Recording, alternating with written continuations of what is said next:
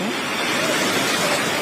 আপনারা সবাই দেখতেছেন এটা হচ্ছে নোয়াখালী দ্বীপ উপজেলা হাতিয়া নলছিড়া ঘাটের বর্তমান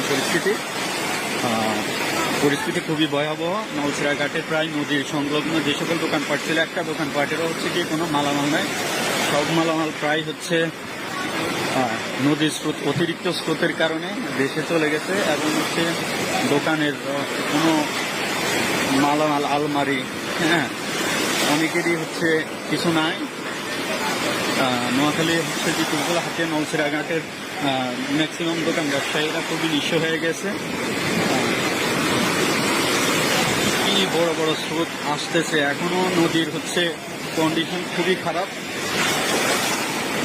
অবস্থা।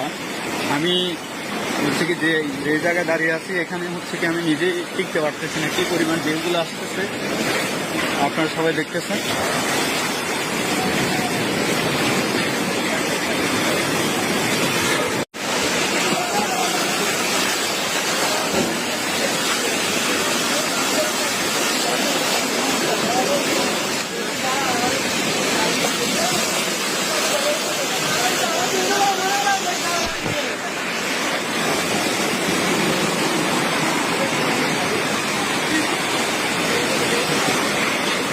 হ্যালো, আসসালামু আলাইকুম।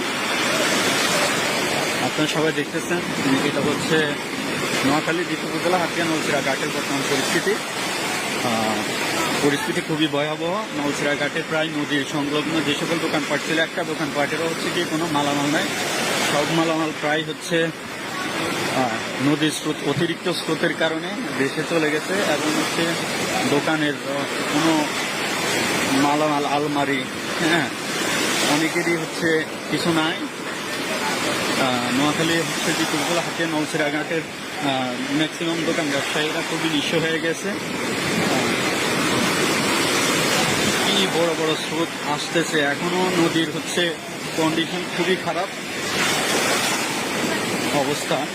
আমি হচ্ছে কি যে জায়গায় দাঁড়িয়ে আছি, এখানে হচ্ছে কি আমি নিজেই টিকতে পারতেছি না, কি পরিমাণ ঢেউগুলো আসতেছে আপনারা সবাই দেখতেছেন।